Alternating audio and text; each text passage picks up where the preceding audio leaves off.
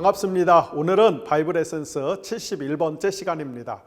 드디어 바이블 에센스가 70번째 때 강의를 시작했습니다. 지난주에는 그동안 제가 너무 피곤이 쌓여서 부득불 갑자기 한 주 휴강을 했는데요. 제가 출판사를 시작한 이래 정식으로는 처음 휴가를 내고 5일간 제주도를 다녀왔습니다.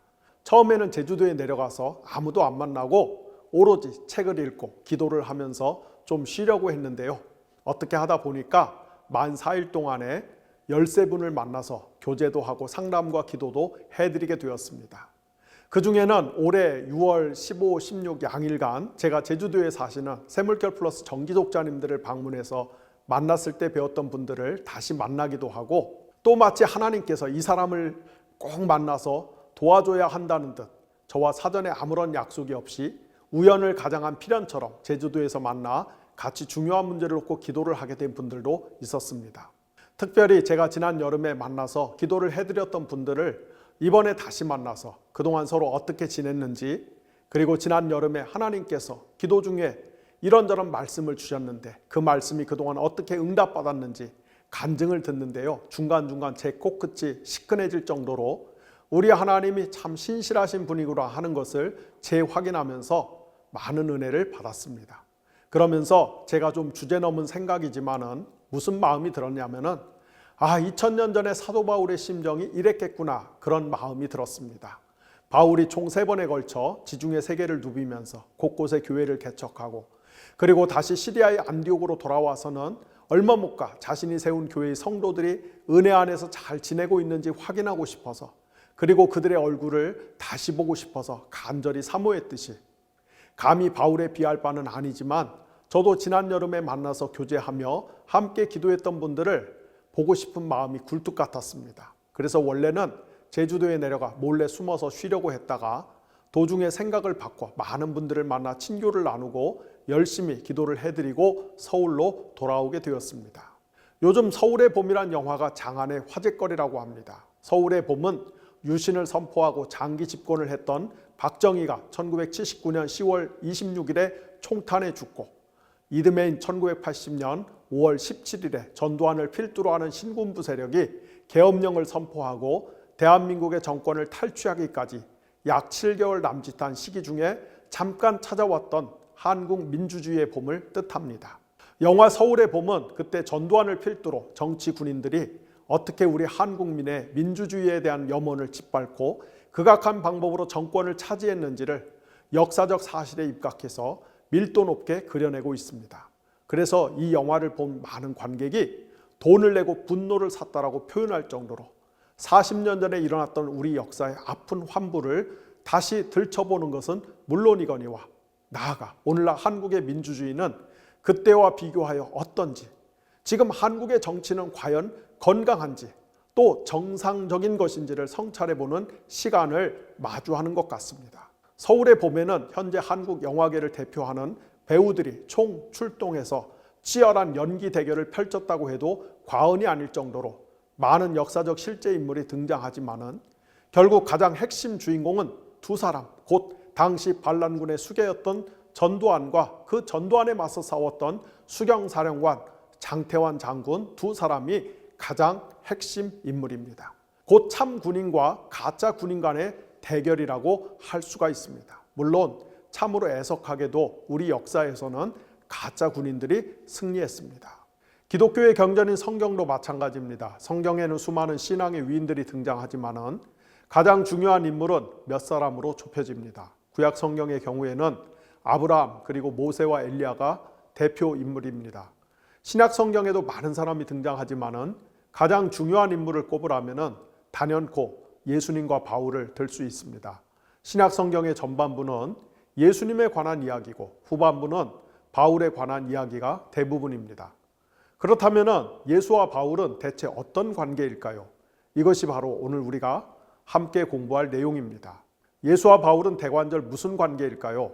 전통적으로 바울은 예수 그리스도의 가장 충실한 대변자 혹은 계승자로 여겨졌습니다. 바울 자신의 표현을 빌자면은 그는 주 예수 그리스도의 종으로 헌신하며 살았던 이였습니다. 하지만 19세기부터 예수와 바울의 관계를 달리 보는 신학자들이 등장하기 시작했습니다. 이들은 예수와 바울은 전혀 상관이 없는 관계라고 주장을 하며 심지어 예수가 아닌 바울이 기독교를 창시한 사람이었다고까지 주장하기 시작했습니다. 19세기에 등장한 일군의 신학자들이 예수와 바울은 전혀 상관이 없는 별개의 존재이며 예수가 아닌 바울이 기독교의 실질적 창시자라고 주장했던 데는 몇 가지 이유가 있습니다. 첫째, 복음서와 달리 우리가 바울 서신을 읽어보면 역사적 예수, 즉 2000년 전에 팔레스타인에서 실제로 살았던 예수의 행적과 그가 남긴 말씀이 거의 등장하지 않는다는 것 때문이었습니다. 둘째, 복음서를 읽어보면 역사적 예수는 주로 하나님 나라를 선포했는데 바울은 예수가 선포한 하나님 나라에는 관심이 없고 주로 예수의 죽음과 부활에만 초점을 맞춰서 신학적 논리를 전개하며 또한 개인의 칭의 문제에만 몰두한다고 봤기 때문입니다. 셋째, 그래서 이 신학자들이 볼 때는 고대 지중해 세계에 만연했던 신이 죽었다가 다시 살아난 이야기를 바울이 차용한 후에 이를 예수에게 투사해서 그 예수가 우리를 구원하기 위해 죽었다가 다시 살아났다는 기독교의 근본 원리를 창안해냈다는 것이 그들의 생각이었습니다. 그리고 이런 생각은 2세기 후인 오늘날에도 계속 이어지고 있습니다. 심지어 예수가 아니라 바울이 기독교를 창시했다라고 믿는 사람들은 기독교의 모든 불완전하고 불쾌한 측면들 상당수가 가령 여성을 비하하는 것, 성을 폄하하는 것, 인간의 육체를 멸시하는 것, 노예 제도를 옹호하는 것, 유대인에 대한 혐오 등이 모두 바울에게서 비롯되었다라고 주장을 합니다. 한마디로 2000년 전에 실제로 팔레스타인에서 살았던 역사적 예수는 타자를 혐오하고 멸시하도록 가르친 적이 없는데도 바울이 예수가 의도했던 것과는 전혀 다른 종교를 만들어 놓고 그 안에 못된 사상들을 집어넣었다라는 것입니다. 그래서 이 시간에는 정말 어떤 신학자 혹은 종교학자들이 주장하듯이 바울이 예수와 전혀 상관이 없는 인물이었는지, 그리고 바울이 예수의 가르침에 역행하는 나쁜 사상과 메시지들을 기독교에 도입한 인물인지에 대해서 간단히 살펴보도록 하겠습니다.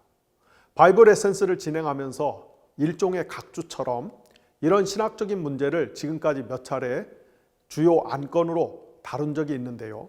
여러분 중에는 이런 주제에 관심이 없는 분들도 있겠지만은 반면에 이런 문제로 고민을 하는 분들도 적지 않기 때문에 특히 신학책을 읽다가 이런 문제에 봉착하게 되면은 혼자 전전긍긍하는 경우라든지 아니면 유명한 신학자들의 소위 네임밸류에 압도되어서 잘못된 주장에 손쉽게 동화된 채 성경을 오해하게 되는 경우가 적지 않기 때문에 제가 일부러 이따금씩 이런 주제를 갖고 말씀을 드리는 것입니다. 예수와 바울 또는 바울과 예수가 어떤 관계인지를 알아보기 위해서 먼저 지금까지 바이블 에센스를 통해 공부했던 내용을 간단히 요약해 보도록 하겠습니다. 하나님이 태초에 온 우주를 하나님의 성전, 즉 하나님이 임재하시고 통치하시는 집으로 창조하셨습니다. 그리고 하나님께서는 지구에 에덴 동산을 만드시고 이 에덴 동산을 하나님의 우주 성전의 축소판으로 지정하셨으며 인간을 창조하셔서 에덴 성전을 관리하고 보호하는 제사장으로 임명하셨습니다. 이에 따라 인류를 대표하는 아담과 하와는 에덴 성전에서 거룩한 문화를 일구고 정의와 자비를 실천하면서 모든 인간이 더불어 평화롭게 사는 세상을 만듦으로써 에덴 성전이 전체 지구로 확산되어 마침내 지구 전체가 하나님의 성전, 즉 하나님이 임재하시고 통치하시는 성전이 되도록 해야 할 책임이 있었습니다. 하지만 아담과 하와는 에덴 동산을 하나님의 성전이 아닌 자기들의 신전으로 만들기로 욕망을 했죠. 그 결과 아담과 하와의 후손들은 모든 인간이 더불어 사는 세상이 아닌 인간이 인간을 서로 억압하고 착취하는 먹이사슬 구조가 일상화된 세상을 만들었으며 그것의 최종적 형태는 거대한 피라미드 체제였습니다. 하나님은 인간이 다른 인간을 착취하고 억압하는 악이 구조화된 세상을 포기하지 않고 강고한 피라미드 체제의 정점에 있는 가장 힘센 인간이 자기 신전을 건축하고 뽐내는 세상을 다시 하나님의 성전으로 되돌리기 위해서 이스라엘 백성을 선택하셨습니다. 하나님은 파라오가 지배하는 냉혹하고 살벌한 피라미드 체제에서 이스라엘을 해방하여 시내산에서 그들과 언약을 체결하고 율법을 수여하셨으며 하나님의 집 곧 성막을 건축하도록 하셨습니다. 이로써 이스라엘은 창조주 하나님을 그들의 삶의 중심에 모시고 살면서 정의와 자비를 실천하여 하나님의 성전 백성 또는 하나님의 성전 국가로 살아가도록 소명을 받았습니다. 하나님께서는 이스라엘을 약속의 땅 가나안에 들여보내시면서 공평하게 땅을 하사하셨고, 이로써 그들은 약속의 땅에서 하나님의 성전 국가로서 모든 사람이 위로는 하나님을 공경하고 좌우로는 다른 사람에게 정의와 자비를 실천하면서 더불어 행복하게 사는 삶을 실천함으로써 온 세상, 즉 열방의 빛이 되어야만 했습니다. 이스라엘 외의 국가들은 여전히 강고한 피라미드 체제를 구축하고 소수의 힘센 사람이 다수의 약자를 억압하고 착취하는 세상을 추구하는 이른바 어둠 속에서 살아가는 나라들인 바, 이스라엘은 이들 어둠 속에 있는 나라들을 향해서 정의와 자비를 실천하며 모든 사람이 더불어 잘 사는 사회의 모델을 보여줌으로써 그들에게 피라미드 체제로 상징되는 인간의 자기 신전이 아니라 하나님을 왕으로 모시고 모든 사람이 더불어 잘 사는 성전 국가의 비전을 제시하는 열방의 빛 노릇을 해야만 했습니다. 하지만 이스라엘은 하나님께 받은 소명과 사명을 망각하고 오히려 그들 주변 나라의 모델을 쫓아 우상을 숭배하며 이웃을 억압하고 착취하는 피라미드 체제를 지향했으며, 그 결과 마침내 기원전 586년에 바빌론의 멸망당해 포로로 잡혀가는 비극을 경험했습니다.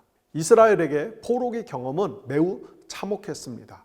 그들은 마치 온 세상이 다 무너진 것 같은 치욕과 절망을 맛보아야만 했습니다. 하지만 하나님은 이스라엘을 버리지 않으셨죠. 하나님은 자기 백성 이스라엘 중에서 참 이스라엘 사람들을 선별해 팔레스타인으로 돌아오게 하셔 그들이 다시 진짜 하나님의 성전을 건축하도록 계획하셨습니다. 그리고 바로 이 일을 위해서 메시아, 왕, 대제사장, 목자 같은 지도자를 보내셔서 그로 하여금 이스라엘을 회복하고 참 성전을 건축하는 일을 수행하게 하시겠다고 여러 예언자들을 통해 거듭 약속을 하셨습니다. 종말에 출현할 메시아, 왕, 대제사장, 목자 같은 존재는 사방에 흩어진 이스라엘을 한데 모을 것이며 예루살렘 성전을 재건하고 희년을 선포하며 이스라엘을 괴롭히던 이방 제국을 물리치고 평화를 가져올 것이며, 그때 이미 사망했던 경건한 사람들이 부활할 것이고, 그 결과 예루살렘에서 뿜어져 나오는 광채를 보고 이방인들이 자기들이 섬기던 우상을 버리고 손에 예물을 가득 들고서 예루살렘으로 몰려올 것입니다. 바로 이것이 구약의 예언자들에게서 비롯된 제2성전기 후기 유대교의 가장 열렬하고 강력한 소망이었습니다. 당시 경건한 유대인들의 가장 큰 염원은 하루속히 하나님이 약속하신 메시아, 왕, 대제사장, 목자 같은 존재가 와서 그리스와 로마 제국의 손에서 자신들을 구출하여 열방의 으뜸이 되는 국가로 만들어주는 것이었습니다. 그리고 바로 이런 상황에서 나사렛 출신 예수가 등장하여 자신이 바로 구약의 예언자들이 고대했던 메시아, 왕, 대제사장, 목자라고 선포하였던 것입니다. 우리는 바이블 에센스 46강에서 56강까지 공부를 통해 이 점을 상세히 살펴보았습니다. 특별히 예수는 다니엘서 7장에 나오는 인자, 즉 사람의 아들, 곧 사람의 형상을 한 존재의 이미지를 빌려 자신이 바로 그 인자라고 강력히 주장하였습니다. 다니엘서 7장에 보면은 바다에서 나오는 짐승들, 즉 강고한 피라미드 체제를 구축하고 온 세상을 집어삼킨 제국들을 하나님께서 심판하시고 인자 같은 이에게 온 세상을 다스리는 권세를 맡기시며, 그 인자는 자신이 하나님께 받은 온 세상을 다스리는 권세를 다시 하나님의 백성들에게 분양하듯이 예수는 바로 그 인자의 역할을 수행하는 종말의 메시아, 왕, 대제사장, 목자로서 하나님의 백성이 더불어 잘 사는 세상에 대한 희망과 약속을 선물로 주시는 분입니다. 이것이 바로 신약성경 복음서의 내용인 것입니다. 한편 예수와 동시대를 살았던 바울 역시 앞서 설명한 대로 제2성전기 유대교의 강렬한 염원을 공유했던 대표적인 인물이었습니다. 강성 샴마이 학파 소속의 열혈 바리새인이었던 바울은 하루속히 메시아, 왕, 대제사장, 목자 같은 종말론적인 구원자가 와서 이스라엘을 로마 제국의 마수에서 구출하고 오히려 열방을 다스리는 으뜸 국가로 만들며, 그리하여 이스라엘이 열방의 빛 노릇을 하는 가운데 모든 이방 민족이 그 빛을 보고 예루살렘으로 순례를 오는 비전을 심장에 각인하고 살았습니다. 바울은 이 소망을 위해 매일 기도하며 또 자주 금식했을 것입니다. 하지만 바울의 염원과 달리 이스라엘이 로마를 무찌르고 온 세상의 빈 노릇을 수행하는 세상은 올 기미가 전혀 보이지 않았죠. 바울의 생각에 그 이유는 다름 아닌 이스라엘 내부에 있는 배신자 혹은 배교자들 때문이었습니다. 즉 로마의 앞잡이 노릇을 하는 변절자들 또는 이방인의 풍속을 도입하고 그들과 가깝게 지내면서 율법의 가르침을 배신한 유대인들 때문에 하나님의 종말론적인 구원이 지체되는 것이었습니다. 바울의 눈에 비친 그리스도인들은 바로 그런 집단 중 하나였죠. 그래서 바울은 구약성경 민수기 25장에 나오는 열혈 제사장 비느하스의 모범을 따라 배교한 이스라엘 사람, 특히 그리스도인들을 처단함으로써 이스라엘에 대한 하나님의 진노를 풀어드리고 어서 빨리 하나님께서 메시아, 왕, 대제사장, 목자 같은 종말의 구원자를 보내서 이스라엘의 종말론적인 희망을 달성해 보려고 그토록 열심을 냈던 것입니다. 그래서 시리아의 다마스쿠스에 있는 그리스도인들을 체포하기 위해 가던 도중 호련히 나타난 부활하신 예수 그리스도를 만나게 되죠. 이때 바울에게 나타난 부활하신 예수는 바로 인자, 곧 사람의 형상을 하였을 것입니다. 즉 바울은 지상에 있을 때와 비슷한 사람의 모습을 한 예수가 부활하여 창조주 하나님의 보좌 우편에 앉아 온 우주를 통치하고 계시는 모습을 보았을 것입니다.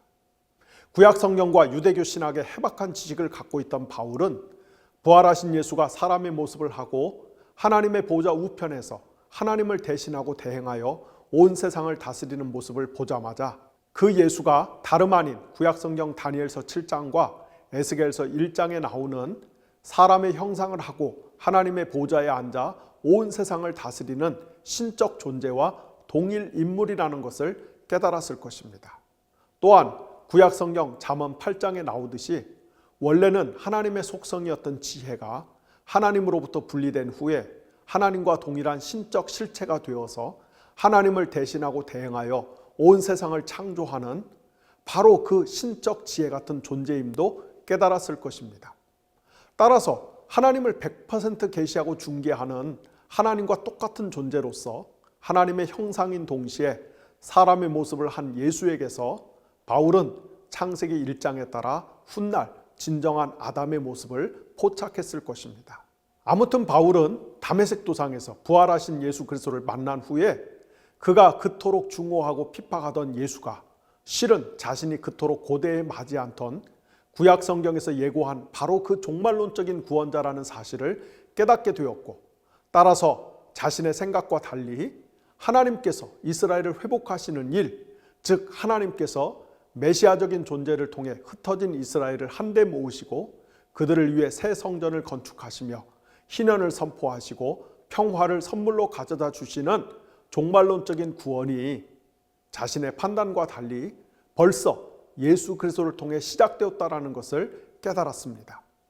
이런 깨달음 때문에 바울은 다메섹 도상에서 예수 그리스도를 만난 지 불과 며칠이 안 되어서 예수가 하나님의 아들로서 우리를 위한 진정한 구원자라고 하는 복음을 유대인들에게 힘차게 외치면서 전도할 수 있었던 것입니다.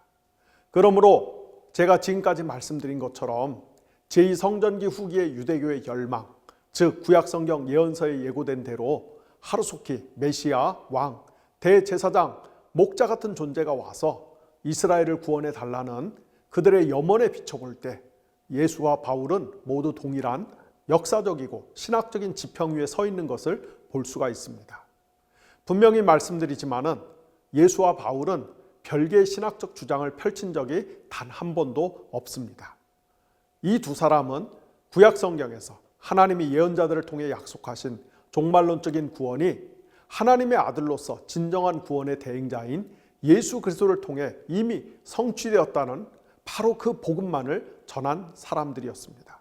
그렇기 때문에 바울은 고린도전서 3장 10절과 11절에서 다음과 같이 말할 수 있었던 것이죠. 나는 하나님께서 나에게 주신 은혜를 따라 지혜로운 건축가와 같이 기초를 놓았습니다. 그런데 다른 사람이 그 위에다가 집을 짓습니다. 그러나 어떻게 집을 지을지 각각 신중히 생각해야만 합니다. 아무도 이미 놓은 기초이신 예수 그리스도 밖에 또 다른 기초를 놓을 수 없습니다. 그렇습니다. 바울에게 있어 복음의 기초는 오직 예수 그리스도 한 분뿐이었습니다. 곧 다메섹 도상에서 그가 만났던 부활하신 예수 그리스도 외에는 결코 다른 기초가 있을 수 없었던 것입니다. 자, 이번에는 어떤 신학자들이 주장하듯이 역사적 예수는 하나님 나라를 선포했는데 바울은 하나님 나라 대신에 예수의 죽음과 부활만 이야기했다. 그리고 예수의 죽음과 부활로 인한 개인의 칭의 문제, 즉 개인의 의롭다함을 받는 문제에만 천착했다라는 주장에 대해서 살펴보도록 하겠습니다. 오늘 강의 서두에서 말씀드린 내용, 즉 하나님께서 태초에 온 우주를 하나님의 성전으로 창조하셨지만 인간은 하나님의 뜻을 저버리고 하나님의 성전 대신에 자기 신전을 건축하려고 욕망하였으며 그 결과 피라미드 체제가 구축되었고, 그럼에도 하나님께서는 이스라엘을 선택하여 그들로 하여금 정의와 자비가 넘실거리는 성전 국가를 건설하여 열방의 빈 노릇을 하도록 의도하셨고, 또다시 이스라엘의 반역과 배교로 인해 하나님의 뜻이 어그러졌지만은 그러나 하나님은 자기 아들 예수를 세상에 보내셔서 기어코 그분이 태초에 작정하신 참 성전 체제, 즉 모든 피조물이 정의와 자비를 실천하며 더불어 잘 사는 세상을 만들기를 원하신다는 이야기 전체를 한 개념으로 표현하면 바로 하나님 나라입니다. 제가 이전에도 수없이 말씀을 드렸지만은 성경이 말하는 하나님 나라는 이 땅에 복음이 전래되기 훨씬 이전부터 우리 조상들이 생각했던 죽어서 가는 극락이나 무릉도원 같은 개념이 아니라, 즉 죽은 다음에 가는 천당이 아니라 오히려 하나님이 지금 여기서 역동적으로 아주 다이나믹하게 온 세상을 다스리고 계신다는 뜻입니다. 바꿔 말하면 창조주 하나님께서 인간이 훼손하고 오염시킨 창조세계, 곧 하나님의 우주 성전을 원래의 의도대로 복원하시기 위해서 최선을 다해 일하고 계신다는 개념이 바로 하나님 나라 개념입니다. 신약성경 복음서에 나오는 예수는 바로 그 일을 하기 위해 이 땅에 오신 신적 존재, 곧 하나님의 전권 대사였습니다. 그래서 신약성경 복음서 중 가장 먼저 기록된 마가복음은 첫 구절에서 이렇게 선언하죠. 하나님의 아들 예수 그리스도의 복음의 시작은 이러하다. 이어서 세례 요한에게 침례를 받은 후 공생애를 시작하면서 예수님은 또 이렇게 외칩니다. 때가 찼다. 하나님의 나라가 가까이 왔다. 회개하여라. 복음을 믿어라. 여기 보면은 예수께서 하나님의 아들의 자격으로 선포한 하나님 나라가 곧 복음의 요체입니다. 예수는 하나님 나라의 복음, 즉 하나님이 통치하신다는 복음을 선포하면서 하나님이 통치하시는 구체적인 증거로 각종 질병에 걸린 자들을 고쳐주시고 귀신 들린 자들을 깨끗하게 치유하셨죠. 질병과 귀신 들림은 사탄의 세력이 인간을 억압하고 착취하는 가장 뚜렷한 현상 중 하나입니다. 따라서 예수는 치유와 축기 사역을 통해 사탄의 세력을 무찌르고 하나님의 생명의 통치를 시연하셨습니다. 나아가 예수는 하나님의 생명의 통치를 받아들이고 하나님과 언약을 맺어 하나님의 백성으로서 정의와 자비를 실천하며 살겠다고 다짐하는 하나님의 새로운 백성, 곧 하나님의 통치와 임재 속에 살아가는 종말론적인 새 성전을 건축하겠다고 선포하셨습니다.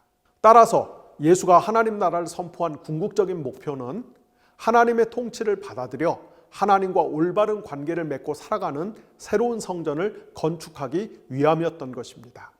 그렇다면 하나님의 통치 속에 살아가는 새로운 성전은 어떻게 건축이 될까요? 주지하듯이 성전의 가장 핵심 기능은 하나님께 제사를 드리는 것이죠. 예수는 자신의 몸을 속죄 제사로 바침으로써 사람들의 죄를 대속하고 그들이 하나님과 올바른 관계를 맺도록 의도합니다. 그리고 하나님은 자신을 십자가에서 속죄 제물로 바친 아들 예수를 다시 살리심으로써 예수의 행위와 죽음이 전적으로 하나님의 뜻에 부합한다는 것을 보증하셨습니다. 또한 부활한 예수는 하나님께 성령을 받아 세상에 파송함으로써 그 성령을 받은 사람들을 하나님의 새로운 성전으로 만드십니다. 이렇게 예수가 선포한 하나님 나라와 예수의 대속의 죽음과 부활이 아주 긴밀히 연결되어 있는 것입니다. 곧 예수가 선포한 하나님 나라의 최종 목표는 하나님의 통치 아래 살아가는 새로운 성전 노릇을 하는 백성들을 창조하는 것인데요. 그것은 바로 예수께서 자신을 십자가에서 속죄제물로 바쳐 성전의 기능을 완성했기 때문에 가능해졌습니다. 그리고 바로 이런 이유 때문에 바울뿐 아니라 다른 사도들 및 신약 성경의 다른 저자들도 예수의 죽음과 부활에, 그 중에서도 죽음에 더 포커스를 맞추고 집중적으로 성경을 쓰고 있는 것입니다. 다시 말씀드리지만은 역사적인 예수는 주구장창 하나님 나라만 선포하고, 반면에 바울을 위시한 다른 사도들은 오로지 예수의 죽음과 부활만 이야기한 것이 아닙니다. 역사적 예수 역시 공생의 전반부의 갈릴리 사역에서는 주로 하나님 나라를 선포했지만은 예루살렘으로 올라가기 시작하면서부터는 주로 자신의 죽음과 부활, 그 중에서도 죽음에 초점을 맞춰 이야기하고 있습니다. 그것은 앞서 설명한 것처럼 예수가 선포한 하나님 나라가 예수의 죽음을 통해 구현되기 때문입니다.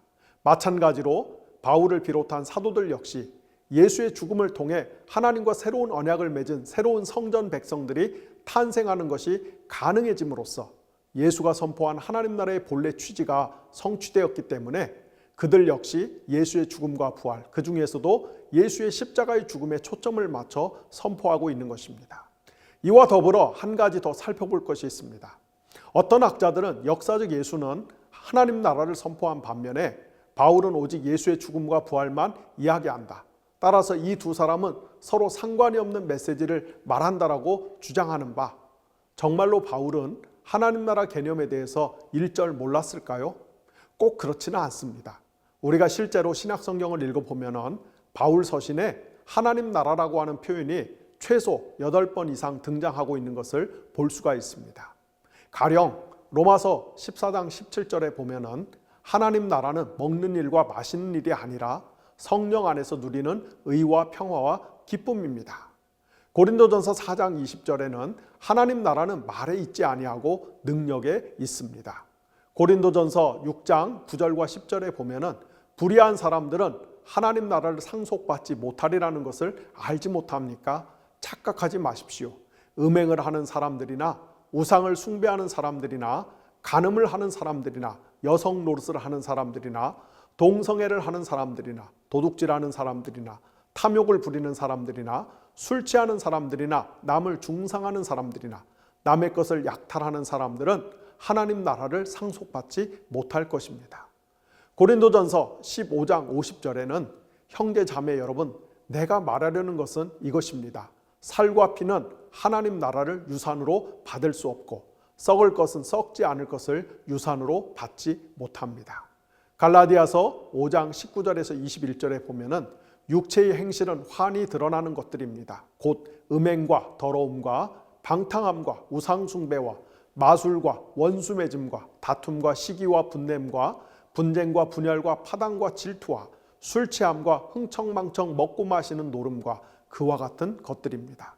내가 전에도 여러분에게 경고하였지만은 이제 또다시 경고합니다. 이런 짓을 하는 사람들은 하나님의 나라를 상속받지 못할 것입니다.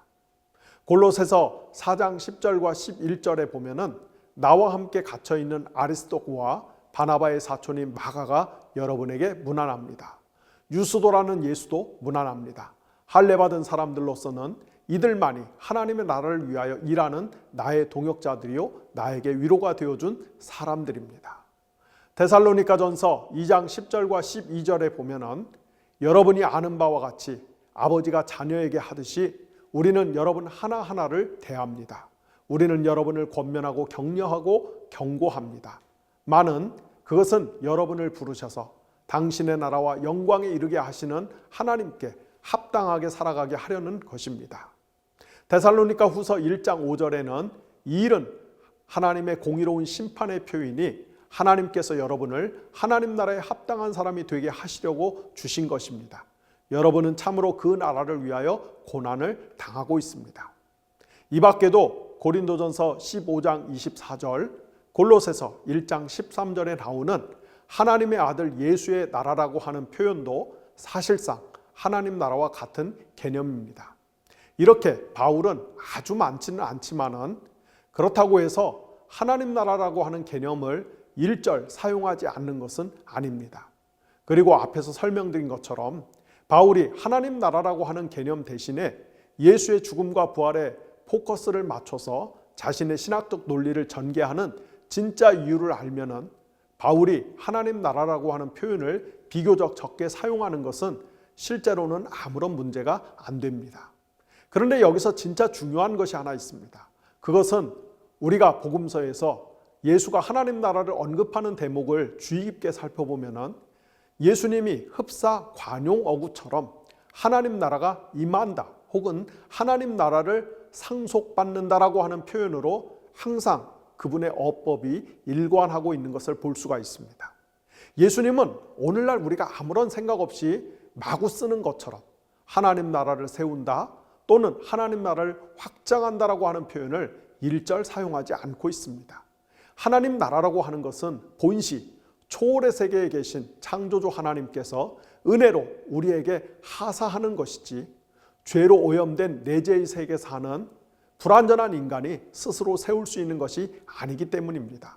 마찬가지로 바울 역시 예수의 언어 사용법을 철저하리만큼 그대로 이어받아 하나님 나라를 상속받는다 혹은 하나님 나라를 물려받는다라고 하는 표현을 쓰고 있습니다. 제가 앞서 소개했던 고린도전서 6장 9절과 10절, 고린도전서 15장 50절, 갈라디아서 5장 21절이 대표적인 말씀입니다. 이렇게 바울은 아주 세세한 면에서까지 역사적 예수의 가르침을 충실히 계승하려고 노력했던 사람입니다. 서두에서 말씀드렸던 것처럼 예수와 바울이 전혀 상관없는 별개의 인물이다. 심지어 예수가 아닌 바울이 기독교를 창시한 인물이라고까지 주장하는 사람들이 금과 옥조처럼 내세우는 논리 하나는 바울 서신에 역사적 예수의 말씀이 안 나온다는 것입니다. 그러므로 바울은 역사적 예수를 몰랐거나 또는 알았더라도 큰 관심이 없었다는 것이 그들의 생각입니다. 과연 정말 그럴까요? 얼핏 보면은 바울 서신에는 역사적 예수의 말씀이 잘 안 나오는 것처럼 느껴집니다. 더 정확히 표현하면은 신약 성경 복음서에 나오는 것과 똑같은 방식으로 나오지는 않는 것처럼 보입니다. 하지만은 우리가 바울 서신을 자세히 살펴보면은 바울의 편지 안에는 역사적 예수의 말씀이 대단히 많다는 것을 알게 됩니다. 따라서 지금부터는 바울 서신에 나타난 역사적 예수의 말씀을 추적해 보도록 하겠습니다. 단 시간 관계상 바울 서신에 나타난 역사적 예수의 말씀을 전부 찾아볼 수는 없고요. 몇몇 대표적인 말씀을 중심으로 설명을 해보도록 하겠습니다. 먼저 바울은 고린도전서 7장 10절과 11절, 9장 14절, 11장 23절에서 25절, 14장 17절, 고린도후서 12장 9절, 데살로니가전서 4장 15절에서 17절 등 총 6번에 걸쳐서 주님의 말씀을 언급합니다. 이 중에 고린도전서 14장 17절과 고린도후서 12장 9절은 역사적 예수의 말씀과는 직접적으로 상관이 없는 주님의 말씀입니다. 따라서 이 두 구절을 제외한 나머지 4개의 주님의 말씀에 대해서 살펴보도록 하겠습니다. 첫째, 바울은 고린도전서 7장 10절과 11절에서 이렇게 말합니다. 결혼한 사람에게는 말합니다. 이것은 나의 말이 아니라 주님의 명령입니다. 아내는 남편과 헤어지지 말아야 합니다. 만일 헤어졌거든 재혼하지 말고 그냥 지내든지 그렇지 않으면 남편과 화해하여야 합니다. 그리고 남편도 아내를 버리지 말아야 합니다. 바울의 이 말씀은 고린도 교회 신자들에게 가급적 이혼하지 말라는, 만약 불가피하게 부부가 이혼을 했다면 재혼하지 말고 그냥 독신으로 지내라는 말씀이죠. 바울은 이런 자신의 주장을 주님의 명령이라고 설명하고 있습니다. 공간복음서에서 이혼을 금지하는 예수의 가르침은 마가복음 9장 6절에서 12절과 그 병행 구절에서 나타납니다. 그러나 하나님께서는 창조 때로부터 사람을 여자와 남자로 만드셨다. 그러므로 남자는 부모를 떠나서 자기 아내와 합하여 둘이 한 몸이 된다. 따라서 하나님이 짝지어 주신 것을 사람이 갈라 놓아서는 안 된다. 집에 들어갔을 때 제자들이 이 말씀을 두고 물었다. 예수께서 그들에게 말씀하셨다. 누구든지 아내를 버리고 다른 여자에게 장가드는 남자는 아내에게 간음을 범하는 것이요. 또 아내가 남편을 버리고 다른 남자와 결혼하면은 그 여자는 간음하는 것이다. 바울 당시 유대교에서는 완고한 샴마이 학파나 훨씬 더 유연한 힐렐 학파 모두 이혼을 자유롭게 허용했습니다. 유대인 남자는 배우자의 부정과 상관없이 가령 길을 가다가 자기 아내보다 더 예쁜 여자를 보았거나 아침에 일어났을 때 아내의 얼굴이 추하게 느껴지거나 심지어 아내가 빵을 태우면 얼마든지 남자가 자유롭게 여자를 버릴 수 있었습니다. 이런 잔인한 가부장적 사회에서 그러나 예수는 이혼을 엄격히 금했습니다. 그리고 강성 샴마이 학파 소속의 바리새인 출신인 바울이 샴마이 학파의 가르침대로 이혼을 자유롭게 허용하는 것이 아니라 이혼에 대해서 매우 엄격한 기준을 제시한다는 것은 그가 역사적 예수의 가르침을 잘 알고 있었고 또한 역사적 예수의 가르침에 충실했기 때문임을 알 수가 있습니다. 같은 맥락에서 바울이 고린도전서 6장 18절과 19절에서 음행을 피하십시오. 사람이 짓는 다른 모든 죄는 자기 몸 밖에 있는 것이지만은 음행을 하는 자는 자기 몸에다가 죄를 짓는 것입니다. 여러분의 몸은 여러분 안에 계신 성령의 성전이라는 것을 알지 못합니까? 라고 말하는 것 역시 마태복음 5장 31절과 32절에 나오는 역사적 예수의 말씀을 반영하는 것일 가능성이 높습니다. 예수는 이렇게 말했습니다. 누구든지 아내를 버리려는 사람은 그에게 이혼 증서를 써주어라 하고 말하였다. 그러나 나는 너희에게 말한다. 음행한 경우를 제외하고 아내를 버리는 사람은 그 여자를 간음하게 하는 것이요. 또 버림받은 여자와 결혼하는 사람은 누구든지 간음하는 것이다. 둘째, 바울은 고린도전서 9장 13절과 14절에서 다음과 같이 말합니다.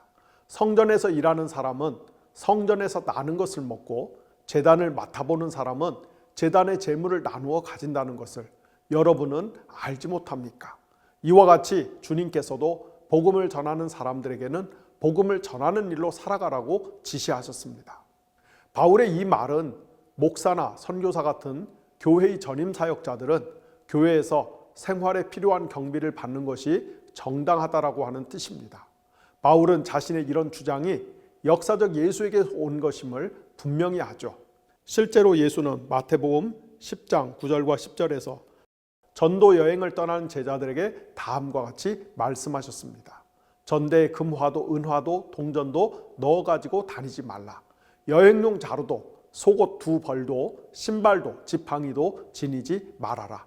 일꾼이 자기 먹을 것을 얻는 것은 마땅하니라. 비슷한 말씀이 누가복음 10장 7절에도 나옵니다. 너희는 한 집에 머물러 있으면서 거기서 주는 것을 먹고 마셔라. 일꾼이 자기 삭슬 받는 것이 마땅하다. 셋째, 바울은 고린도전서 11장 23절로부터 25절에서 성만찬에 관한 말씀을 다음과 같이 나눕니다. 내가 여러분에게 전해준 것은 주님으로부터 전해받은 것입니다. 곧 주 예수께서 잡히시던 밤에 빵을 들어서 감사를 드리신 다음에 빵을 떼시고 말씀하셨습니다. 이것은 너희를 위하는 내 몸이다. 이것을 행하여 나를 기념하라. 그리고 식후에 잔도 이와 같이 하시고서 말씀하셨습니다. 이 잔은 내 피로 세운 새 언약이다. 너희가 마실 때마다 이것을 행하여 나를 기억하여라. 그러므로 여러분이 이 빵을 먹고 이 잔을 마실 때마다 주님의 죽으심을 그가 오실 때까지 선포하는 것입니다. 여러분이 너무나 잘 알고 있듯이 바울이 인용한 이 말씀은 마가복음 14장 22절에서 25절과 그 병행 구절에 나오는 말씀이죠. 그들이 먹고 있을 때 예수께서 빵을 들어서 축복하신 다음에 떼어서 그들에게 주시고 말씀하셨다. 받아라. 이것은 내 몸이다. 또 잔을 들어서 감사를 드리신 다음에 그들에게 주시니 그들은 모두 그 잔을 마셨다. 그리고 예수께서 말씀하셨다. 이것은 많은 사람을 위하여 흘리는 나의 피, 곧 언약의 피다. 내가 진정으로 너희에게 말한다. 이제부터 내가 하나님의 나라에서 새 것을 마실 그날까지 나는 포도나무 열매로 빚은 것을 다시는 마시지 않을 것이다. 넷째, 바울은 데살로니가전서 4장 15절에서 17절에서 종말에 그리스도의 재림과 함께 일어날 부활의 순서에 대해서 다음과 같이 말하고 있습니다. 우리는 주님의 말씀으로 여러분에게 이것을 말합니다. 주님께서 오실 때까지 살아남아 있는 우리가 이미 잠든 사람들보다 결코 앞서지 못할 것입니다. 주님께서 호령과 천사장의 소리와 하나님의 나팔 소리와 함께 친히 하늘로부터 내려오실 것이니 그리스도 안에서 죽은 사람들이 먼저 일어나고 그 다음에 살아남아 있는 우리가 그들과 함께 구름 속으로 이끌려 올라가서 공중에서 주님을 영접할 것입니다. 이리하여 우리가 항상 주님과 함께 있을 것입니다. 이 말씀에 의하면은 종말에 있을 신자의 부활의 순서는 다음과 같습니다. 첫째로 이미 죽어서 그리스도 안에서 안식을 취하고 있는 신자들이 먼저 부활하여 신령한 몸을 입고 곧바로 아마도 동시에 그리스도의 재림 때까지 살아있는 신자들은 신령한 몸으로 변화되어 공중으로 올라가 재림하시는 예수 그리스도를 영접하여 새롭게 갱신된 땅으로 내려올 것입니다. 바울의 이 말은 마태복음 24장 30절과 31절에 나오는 예수의 말씀을 일부 반영합니다. 그때 인자가 올 징조가 하늘에서 나타날 것인데 그때에는 땅에 있는 모든 민족이 가슴을 치며 인자가 큰 권능과 영광에 쌓여 하늘 구름을 타고 오는 것을 보게 될 것이다. 그리고 그는 자기 천사들을 큰 나팔 소리와 함께 보낼 터인데 그들은 하늘 이 끝에서 저 끝까지 사방에서 그가 선택한 사람들을 모을 것이다. 바울은 종말에 관한 오해가 많았던 데살로니가 교회를 상대로 데살로니가전서 5장 1절과 3절에서도 다음과 같은 지침을 주고 있습니다. 형제 자매 여러분, 그때와 시기를 두고서는 여러분에게 더 쓸 필요가 없겠습니다. 주님의 날이 밤에 도둑처럼 온다는 것을 여러분은 자세히 알고 있습니다. 사람들이 평안하다 안전하다고 말할 그때에 아기를 뵌 여인에게 해산의 진통이 오는 것 같이 갑자기 멸망이 그들에게 닥칠 것이니 그것을 피하지 못할 것입니다. 또 데살로니가전서 5장 6절과 7절에서는 이렇게 말하고 있습니다. 그러므로 우리는 다른 사람들처럼 잠자지 말고 깨어 있으며 정신을 차립시다. 잠자는 자들은 밤에 자고 술에 취하는 자들도 밤에 취합니다. 바울이 여기서 주님의 재림이 밤에 도둑이 찾아오듯 호련히 임할 것이라고 표현한 것은 마가복음 13장 34절부터 36절에서 예수께서 집안의 살림을 종들에게 맡겨놓고 먼 여행을 떠났던 주인이 느닷없이 돌아오는 것처럼 자신이 호련히 귀환할 것이라는 말씀에서 비롯된 것입니다. 또한 바울이 주님의 재림이 해산한 여인에게 진통이 시작되듯 임할 것이라고 표현한 것은 마태복음 24장 8절에서 예수가 사용한 진통의 시작이라는 단어와 상응합니다. 그리고 바울이 잠들거나 술 취하지 말고 깨어서 주님의 재림을 준비하라고 당부한 것은 예수가 누가복음 21장 34절과 36절에서 다음과 같이 말씀하신 것을 인용한 것입니다. 너희는 스스로 조심해서 방탕과 술 취함과 세상살이의 걱정으로 너희의 마음이 짓눌리지 않게 하고 또한 그날이 덫과 같이 너희에게 닥치지 않게 하라. 그러므로 너희는 앞으로 일어날 이 모든 일을 능히 피하고 또 인자 앞에 설 수 있도록 기도하면서 늘 깨어 있으라. 이렇게 바울은 최소 4번에 걸쳐서 복음서에 나오는 주님의 말씀을 거의 문자 그대로 인용하고 있습니다. 그렇다면 바울은 예수 그리스도의 말씀을 이렇게 직접 인용하는 것 외에는 역사적 예수의 말씀에 대해서 대체로 무지하거나 아니면 무관심할까요? 앞서 이야기한 것처럼 절대로 그렇지가 않습니다. 바울 서신에는 암시적 혹은 간접적인 방식으로 역사적 예수의 말씀을 인용하는 구절들이 상당히 많습니다. 그중 대표적인 몇 가지를 살펴보면 첫째로 바울이 하나님을 아빠라고 부르는 것을 들 수가 있습니다. 바울은 로마서 8장 14절과 15절, 갈라디아서 4장 6절에서 하나님을 아빠라고 부르죠. 하나님의 영으로 인도함을 받는 사람은 누구나 다 하나님의 자녀입니다. 여러분은 또다시 두려움에 빠뜨리는 종살이의 영을 받은 것이 아니라 자녀로 삼으시는 영을 받았습니다. 그래서 우리는 그 영으로 하나님을 아빠, 아버지라고 부릅니다. 그런데 여러분은 자녀이므로 하나님께서 그 아들의 영을 우리의 마음에 보내주셔서 우리가 하나님을 아빠, 아버지라고 부를 수 있게 하셨습니다. 하나님을 아빠라고 부르는 것은 정통 유대교에서는 완전히 낯선 것까지는 아니어도 대단히 희소한 현상입니다. 따라서 정통 유대교 신자인 바울이 하나님을 아빠라고 부르는 것은 매우 이례적인 현상이죠. 왜 바울은 보통의 유대인들과 달리 하나님을 아빠라고 불렀을까요? 그것은 바로 역사적 예수가 제자들에게 하나님을 아빠라고 부르도록 가르쳤기 때문입니다. 우리가 신약성경 복음서를 읽어보면 예수는 항상 하나님을 아빠라고 부르는 것을 어렵지 않게 찾아볼 수가 있습니다. 대표적인 말씀이 마태복음 6장 9절 이하에 나오는 주기도문의 첫 구절이죠. 하늘에 계신 아빠. 마태복음 11장 25절부터 27절에 따르면 예수는 자신의 정체를 오해하는 사람들을 향해 탄식하면서 다음과 같이 말씀하셨습니다. 그때 예수께서 이렇게 말씀하셨다. 하늘과 땅의 주님이신 아빠, 이 일을 지혜 있고 똑똑한 사람들에게는 감추시고 어린아이들에게는 드러내어 주셨으니 감사합니다. 그렇습니다, 아빠. 이것이 아빠의 은혜로운 뜻입니다. 내 아빠께서 모든 것을 내게 맡겨주셨습니다. 아빠 밖에는 아들을 아는 이가 없으며 아들과 또 아들이 계시하여 주려고 하는 사람밖에는 아빠를 아는 이가 없습니다. 여기 보면은 하나님을 올바로 아는 지식이 세상의 똑똑한 자들에게는 숨겨져 있고 어린아이 같은 자들에게는 계시되었다는 것입니다.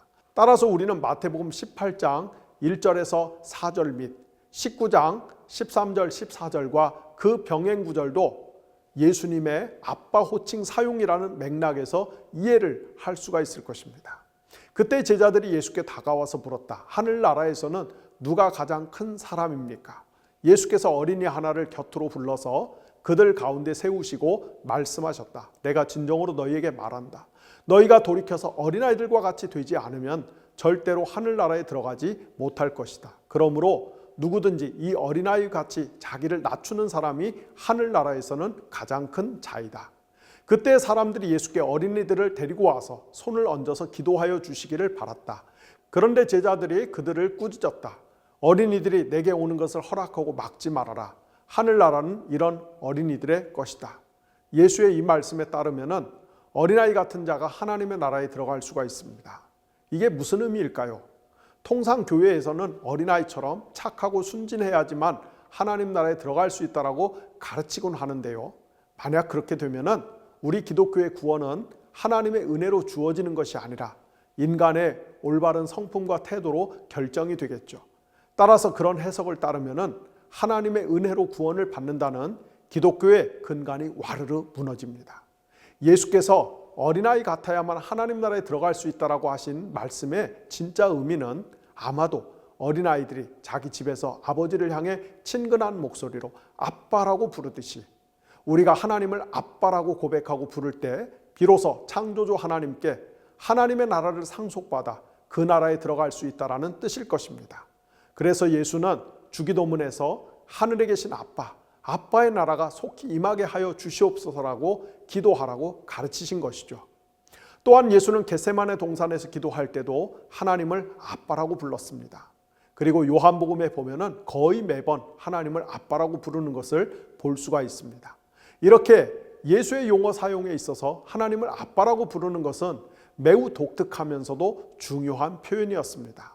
그리고 바울은 이 사실을 너무나 잘 알고 있었기 때문에 갈라디아 교회와 로마 교회에 편지를 보내면서 그리스어와 라틴어를 사용하는 사람들에게 하나님을 예수가 사용했던 아빠라는 아람어로 먼저 소개하고 그 아빠라고 하는 아람어가 당신들이 사용하는 그리스어 파테르, 즉 아버지란 뜻입니다라고 친절하게 부연 설명해 주고 있는 것입니다. 그래서 바울은 항상 예수가 사용한 아람어 아빠와 이를 번역한 그리스어 파테르를 붙여서 아빠, 아버지라고 관용어처럼 사용하는 것입니다. 이번에는 율법의 궁극적인 정신에 대해서 살펴보도록 하겠습니다. 마가복음 12장 28절로부터 34절과 그 병행 구절에 따르면은 한 번은 어느 율법학자가 예수님께 질문을 던졌습니다. 선생님, 모든 계명 가운데서 가장 으뜸이 되는 계명이 무엇입니까? 그러자 예수께서 다음과 같이 대답하셨죠. 첫째는 네 마음을 다하고 목숨을 다하고 뜻을 다하고 힘을 다하여 너의 주님이신 하나님을 사랑하는 것이고, 둘째는 네 이웃을 네 몸과 같이 사랑하는 것이다. 이 계명보다 더 큰 계명이 없다. 예수의 이 말씀에 따르면은 율법은 사랑을 실천하는 데서 궁극적으로 성취가 됩니다. 엄격한 샴바이 학파 출신으로 자신의 고백에 따르면은 율법의 의로는 일절 흠이 없다고 자평할 정도로 수많은 율법 조항을 최선을 다해 지켰던 바울은 그러나 훗날 그리스도인이 된 후 로마서 13장 8절부터 10절에서 이렇게 고백합니다. 서로 사랑하는 것 외에는 아무에게도 빚을 지지 마십시오. 남을 사랑하는 사람은 율법을 다 이룬 것입니다. 간음하지 말아라, 살인하지 말아라, 도둑질하지 말아라, 탐내지 말아라 하는 계명과 그 밖에 또 다른 계명이 있을지라도 모든 계명은 내 이웃을 내 몸과 같이 사랑하여라 하는 말씀에 요약되어 있습니다. 사랑은 이웃에게 해를 입히지 않습니다. 그러므로 사랑은 율법의 완성입니다. 바울은 갈라디아서 5장 14절에서도 동일한 가르침을 주고 있습니다. 모든 율법은 내 이웃을 내 몸과 같이 사랑하여라 하신 한마디 말씀 속에 다 들어 있습니다. 여기서도 우리는 바울이 역사적 예수의 가르침에 정통했다는 것을 뚜렷하게 볼 수가 있습니다. 기왕지사 사랑에 관한 이야기가 나왔으니까 하나 더 살펴보겠습니다. 바울은 사랑의 송가로 유명한 고린도전서 13장을 시작하면서 이렇게 말하죠. 내가 사람의 모든 말과 천사의 말을 할 수 있을지라도 그러나 내게 사랑이 없으면 울리는 징이나 요란한 꽹과리가 될 뿐입니다. 내가 예언하는 능력을 가지고 있을지라도 또 내가 모든 비밀과 모든 지식을 갖고 있을지라도 또 산을 옮길 만한 믿음을 가지고 있을지라도 그러나 사랑이 없으면 아무것도 아닙니다. 여기서 바울이 사용하는 산을 옮길 만한 믿음이란 표현 역시 역사적 예수의 말씀에서 온 것이 분명합니다. 마가복음 11장 22절과 23절에 따르면 예수는 이런 말씀을 하셨습니다. 하나님을 믿어라. 내가 진정으로 너희에게 말한다. 누구든지 이 산더러 번쩍 들려서 바다에 빠져라 말하고 의심하지 말고 말한 대로 될 것을 믿으면 그대로 이루어지리라. 또 마태복음 17장 20절에도 비슷한 말씀이 나옵니다. 내가 진정으로 너희에게 말한다. 너희에게 겨자씨 한 알만한 믿음이라도 있으면 이 산더러 여기에서 저기로 옮겨가라 하면 그대로 될 것이요 너희에게 못할 것이 없을 것이다. 시간 관계상 몇 가지 말씀만 살펴보았지만은 지금까지 살펴본 것만으로도 우리는 바울이 역사적 예수와 상관이 없었거나 역사적 예수의 말씀에 대해서 무지했다는 주장에 동의할 수 없다는 것이 분명해졌습니다. 그렇다면 역사적 예수가 지상에 살아있던 당시에 예수와 한 번도 직접 접촉하거나 그에게서 배운 적이 없던 바울이 어떻게 역사적 예수의 가르침에 이렇게 정통할 수 있었을까요? 이에 대해서 우리는 두 가지 가능성을 생각해 볼 수가 있습니다. 하나는 바울이 다메섹 도상에서 회심한 이후 예수의 핵심 제자들과 친교를 나누면서 그들로부터 집중적으로 역사적 예수의 가르침에 대해 배웠을 것이고, 다른 하나는 최초기 교회에서 회람되던 역사적 예수의 말씀 모음집, 이 모음집들이 훗날 복음서로 확장이 되죠. 이 말씀 모음집을 바울도 갖고 있었을 것입니다. 한편 바울은 역사적 예수의 말씀을 충실히 답습하고 재현하는 것뿐만 아니라 역사적 예수의 말씀을 정면으로 거스르는 것 같은 행동을 통해서도 자신의 주님이신 예수의 가르침을 충실하게 재현하는 것을 보여줍니다. 앞서 바울이 고린도전서 9장 14절에서 마태복음 10장 10절과 누가복음 10장 7절에 나오는 예수의 가르침을 인용해서 목회와 선교를 수행하는 전임 사역자들이 교회에서 제공하는 사례를 받는 것이 합당하다고 주장하는 장면을 살펴보았습니다. 그렇지만 바울은 실제로는 주 예수의 가르침과 달리 스스로 노동을 해서 자신의 선교 비용과 생활비를 충당했습니다. 대체 왜 바울은 주 예수께서 전임 사역자들이 교회에서 생활비를 받는 것이 정당하다라고 가르쳤다고 인정하면서도 그러나 정작 자신은 예수의 가르침과 달리 스스로 노동을 해서 생활비를 충당하였던 것일까요? 이것은 이율배반적인 행동이 아닌가요? 그렇지 않습니다. 예수가 제자들에게 복음을 전하는 전임 사역자들이 필요한 경비를 신도들로부터 제공받는 것이 합당하다고 가르친 이유는 그것이 가장 효율적으로 복음 전도 사역을 감당하는 방편이기 때문입니다.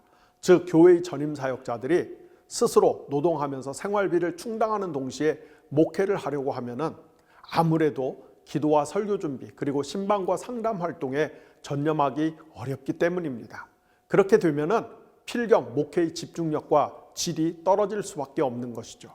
반면에 바울이 소위 자비랑 사역을 한 이유는 고대 지중해 세계에서 소피스트 같은 궤변 철학자들이 이 도시 저 도시를 유랑하며 개똥 철학 같은 것을 늘어놓고 그 대가로 사람들에게 돈을 받는 일이 흔했기 때문에 바울은 자신이 복음을 전하고 그 대가로 사례를 받으면 혹시라도 사람들이 자신이 전하는 하나님 나라의 복음을 소피스트들이 떠들고 다니는 개똥 철학의 일종으로 오해할까 봐 염려하였기 때문입니다. 그래서 바울은 하나님 나라의 복음을 순수하게 그리고 효과적으로 전하기 위해서 일부러 오해를 피하여 사례를 받지 않고 스스로 노동을 해서 필요한 비용을 충당하는 방식을 택했던 것입니다. 이렇게 피상적으로 보면은 바울이 주 예수의 가르침을 무시하고 역행한 것 같지만은, 그러나 우리가 좀 더 깊이 들여다보면은 바울이 역설적인 방식으로 주 예수의 가르침에 가장 충실한 삶을 살았던 것을 알 수가 있습니다. 그런 까닭에 바울은 고린도후서 3장 6절에서 이렇게 말합니다. 문자는 사람을 죽이고 영은 사람을 살립니다. 이 말씀은 우리 그리스도인들이 문자에 얽매이는 대신에 그 문자 이면에 있는 참 정신을 제대로 파악해서 그 정신대로 살아야 그것이 더 신앙적이라는 것입니다. 끝으로 우리가 지금까지 자세히 살펴본 것처럼 바울은 단순히 복음서에 나오는 역사적 예수의 말씀을 직접 혹은 간접적으로 인용하는 데 그치지 않고 역사적 예수의 가르침을 문자 그대로 실천하려고 고군분투했던 사람이었습니다. 첫째로 마태복음 19장 3절에서 12절에 보면은 바리새파 사람들이 예수를 찾아와서 남편이 아내를 버려도 되는 합당한 조건에 대해 묻자 예수는 이에 맞서 이혼은 하나님의 뜻이 아니라고 답합니다. 그러자 제자들이 예수에게 남편이 아내를 버릴 수 없다면 차라리 그럴 바에야 결혼을 안 하는 게 더 낫겠다고 되묻자 예수께서 결혼을 안 하고 독신으로 사는 것은 아무나 할 수 있는 것이 아니라 소수의 특별한 사람들만 실천할 수 있는 것이라며 이렇게 답하십니다. 모든 이에게 해당하는 것은 아니고 타고난 사람들만 받아들일 수 있다. 모태로부터 그렇게 태어난 고자도 있고 사람이 만들어서 고자가 된 이도 있고 또 하늘나라 때문에 스스로 고자가 된 사람도 있다. 여러분이 잘 아는 것처럼 바울은 독신 선교사였습니다. 예컨대 바울은 고린도전서 7장 29절부터 40절에서 미혼 여성들에게 결혼하기보다는 자신처럼 혼자 독신으로 사는 것이 좋다라고 조언을 합니다. 그 이유는 결혼을 하면은 배우자에게 너무 많은 에너지를 쏟아야 하지만 독신으로 살면은 자신의 모든 에너지를 오로지 주 예수 그리스도를 위해서만 헌신할 수 있기 때문입니다. 바울이 이렇게 말한 가장 큰 이유는 그가 결혼에 대해서 부정적이었기 때문이 아니고 바울의 생각에는 자신이 살아있는 동안에 주 예수께서 재림하실 것이라는 확신이 있었기 때문입니다. 그러므로 주 예수의 재림이 얼마 남지 않은 상태에서 어서 빨리 복음을 땅끝까지 전하는데 자신의 모든 에너지를 다 쏟아야 하지 배우자에게 그것을 낭비할 여력이 없다라고 봤기 때문이었습니다. 그래서 바울은 일부러 독신 생활을 하면서 선교 사역에 총력을 기울였던 것입니다. 따라서 바울은 주 예수의 가르침을 따라 하나님 나라를 위해 스스로 일종의 고자 상태를 선택하였다라고 볼 수가 있습니다.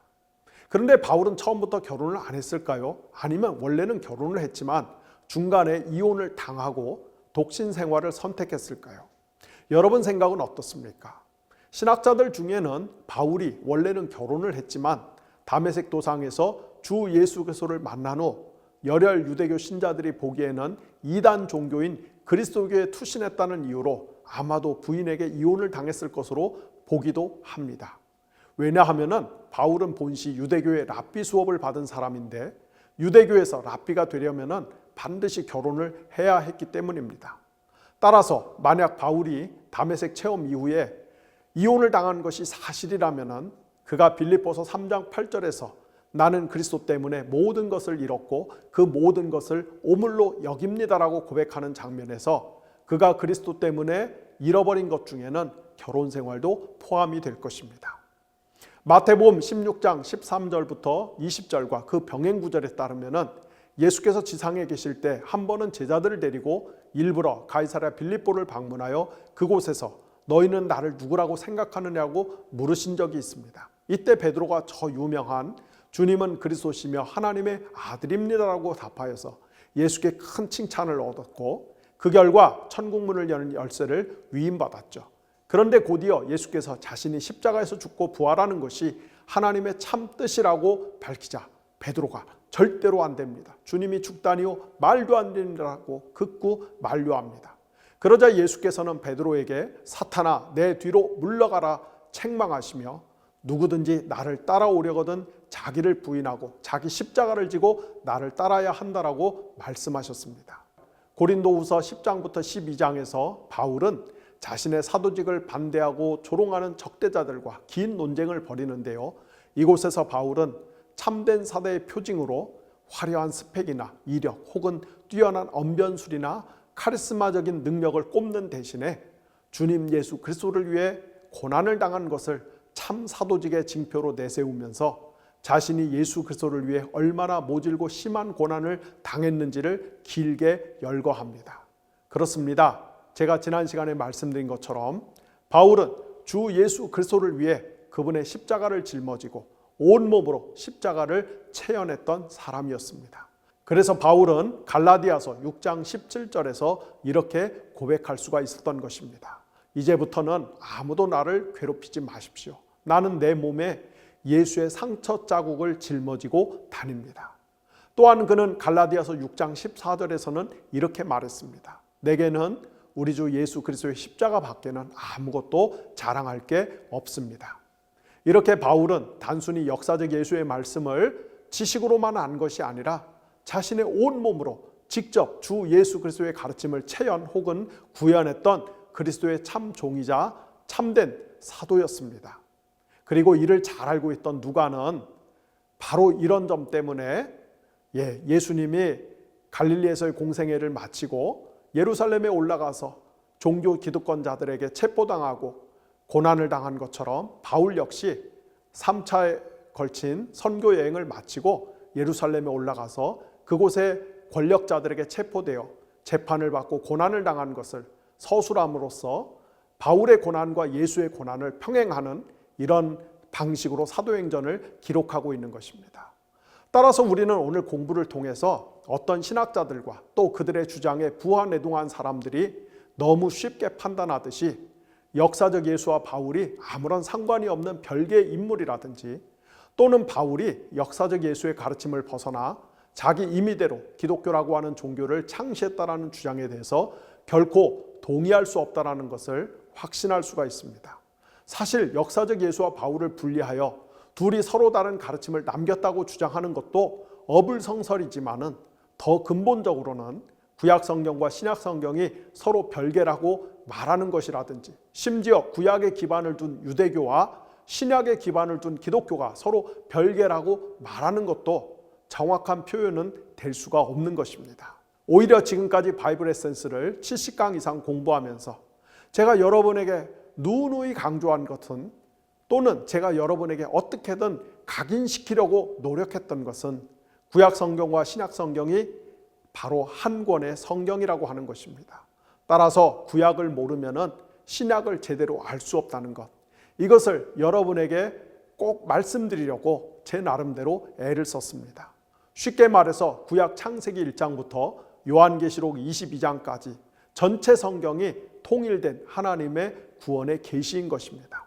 그래서 하나님이 태초에 우주성전을 건축하기 위해 창조를 시작하셨고 하나님의 우주성전 건립이 자기 신전을 건축하려는 인간의 반역과 불순종에도 불구하고 어떻게 인류 역사에서 신실하게 성취되어 가는지, 그리고 하나님의 독특한 종류의 아들이신 예수께서 하나님께 참 성전을 건축하여 바쳐드리는지, 나아가 역사의 종말에 주 예수가 다시 오실 때 마침내 하나님의 우주성전이 완성되는 것, 이것이 바로 성경 전체의 통일된 이야기라는 것, 바로 이것을 여러분이 꼭 명심하셨으면 좋겠습니다.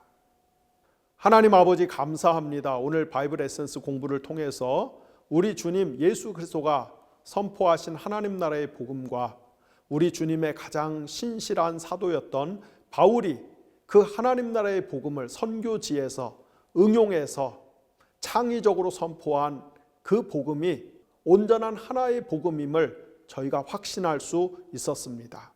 오늘날 복음을 훼손하고 복음을 변질하고 복음을 오염시키는 수많은 학설과 이론들이 넘쳐나는 시대에 저희가 성령 하나님을 힘입어서 하나님의 지혜와 계시를 힘입어서 하나님의 말씀을 더 깊이 연구하고 올바로 깨달아서 이 말씀을 변증하고 이 말씀을 사수하는 사명을 잘 감당할 수 있도록 더 많은 지혜들을 저희들에게 부어주시기를 원합니다. 하나님, 우리 한국 사회가 매우 어렵습니다. 경제가 무너지고 있습니다. 사회 전체가 희망을 다 상실했습니다. 각자 도생의 시대를 살고 있다고 합니다. 정치를 비롯해서 언론과 교육과 종교가 전혀 역할을 하지 못하고 있습니다. 만인이 만인에 대해서 투쟁하며 약육강식의 사회로 치닫고 있습니다. 이런 사회가 수많은 암 환자, 우울병 환자, 공황장애 환자, 그리고 삶의 소망을 다 잃어버린 젊은이들을 배출하고 있습니다. 주여, 어떻게 하면 좋겠습니까? 불쌍히 여겨주시기를 원합니다. 우리가 우상을 숭배하며 자기 자아를 숭배했던 모든 죄에서 돌이켜서 하나님을 믿는 믿음을 우리 사회가 회복할 수 있게 하여 주시고 하나님의 말씀대로 하나님을 경외하고 이웃을 내 몸처럼 사랑할 수 있는 그런 법과 가치와 제도와 사회 구조를 만들어낼 수 있도록 도와주시고, 그래서 우리 한국 사회에 다시 한번 하나님의 소망의 불길이 일어날 수 있도록 도와주시기를 원합니다. 제 주변에도 아픈 사람이 너무나 많습니다. 이 영상을 보는 사람들 가운데도 아픈 분들이 너무나 많습니다. 하나님, 저희들을 불쌍히 여겨주시고 고쳐주시고 살려주시기를 원합니다. 오 주님, 이 시간에 너무나 끔찍한 질병으로 인하여서 말로 표현할 수 없는 고통을 당하는 분들을 주님의 사랑의 손으로 안수하여 주시고 깨끗하게 치료하여 주시기를 원합니다. 그리고 우리의 모든 기도의 제목들을 주께서 받아주시고 하나님의 방법으로 하나님의 때 우리의 기도들을 들어주심으로 인하여서 우리의 구원이 천지를 지으신 하나님으로부터 온다는 것을 우리가 확신하고 증언하며 살아갈 수 있도록 도와주시기를 원합니다. 감사드리며 예수님의 이름으로 기도를 드렸습니다. 아멘.